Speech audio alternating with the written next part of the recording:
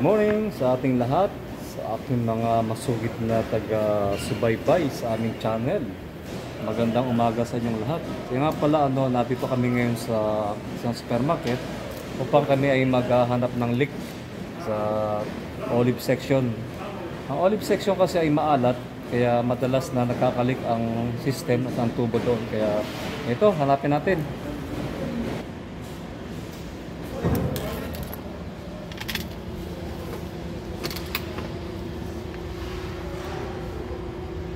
Sadyang mahirap talaga ang maghanap ng leak sa ganitong system dahil ito ay centralized. Ito compact ang evaporator nito ay magkakasama sa tubo. May mga service valve lang sila na naghahati sa bawat cabinet na gaya nito. Ito ay naka-separate, bali ang system nito ay may sarili silang solenoid. Kung saan ang solenoid ay ito ang trabaho nito, nag-on off ito sa automatic. Tapos ito ay sa suction itong valve na ito. So kapag ito ay sinara, wala nang papasok na preyon sa loob ng system.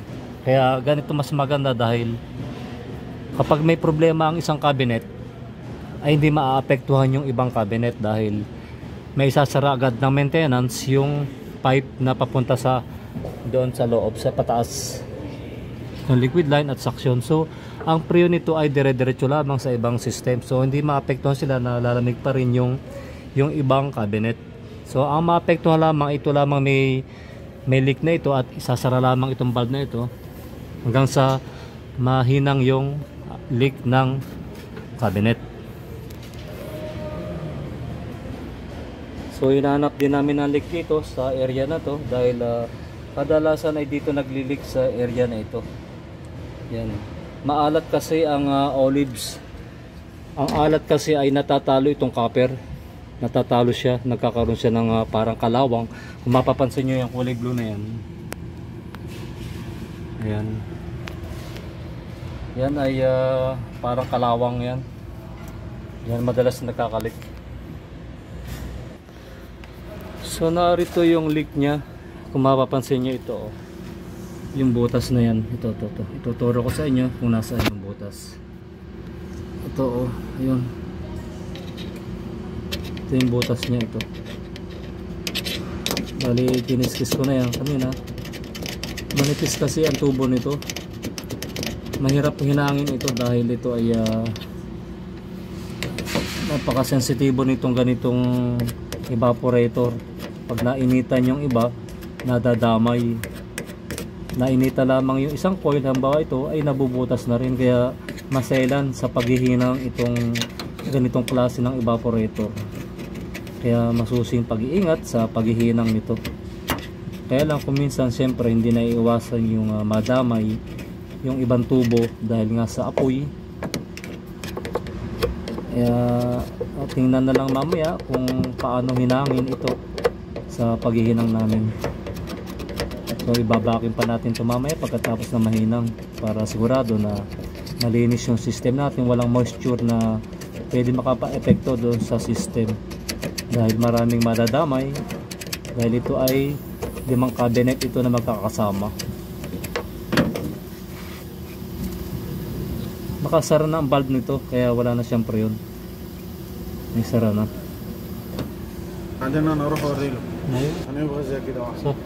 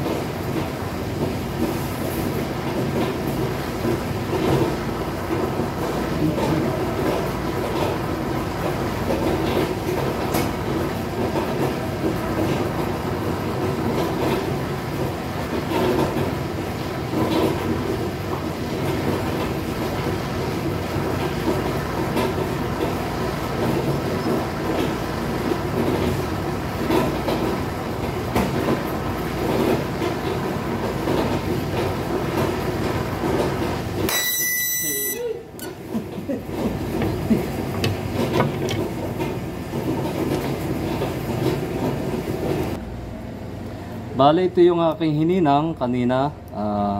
Binakita ko ng leak. Kasi kung hindi ko napansin ito kanina dun sa paghihigpit ko ng flare nut na ito, ay pwedeng magkaroon uli ng leak siya doon. Mahirapan maghanap. So hanggat maaga ay nakitaan ko siya ng crack dito sa flare nut na ito. Kung mapapansin nyo ito. So wala akong pamalit na flare nut, kaya naisipan ko na hinangan na lamang ito, nagawa ng paraan. Sana ay umubra dahil first time ko itong ginawa. Dahil ang crack lang naman ito ay kakaunti, dito lang naman sa may gilid dito. Sana ay maganda ang maging performance nito, kumbaga wala na siyang leak. So yun, gaya ng sinabi ko, first time kong ginawa ito sa pag-repair ng flare nut na ganito. Kaya good luck muli sa inyo. Mamaya na lang uli sa paglalagay na ng service valve hanggang sa umandar ang unit. Ayun, tapos na yung ginawa namin. Bali, yan yung temperature niya, naka plus 2 lang yan. Nung nag-automatic siya, umabot siya ng 1. Kaya obserba natin yung pag-on niya,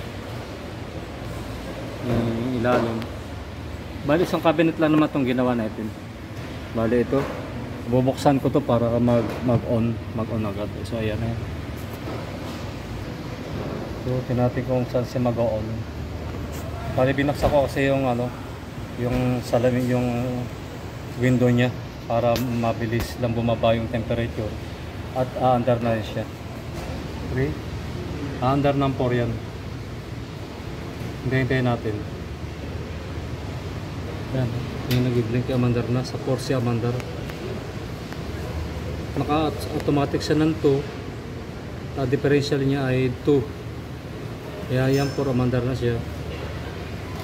Naka-3 na siya. Sa 2, mag-automatic yan ng 2. Pagbasdan nyo yan 2. Mag-off na yung point niyan. Yung point, kung makikita nyo yung point, mag-off yung isa niyang point.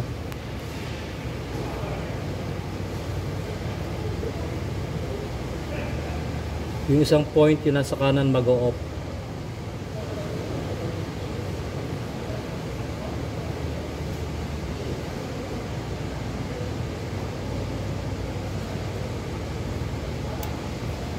Yun, nag-off na. Aabot yan ng 1. Yan, 1. Tapos sa under uli sa 4 ulit.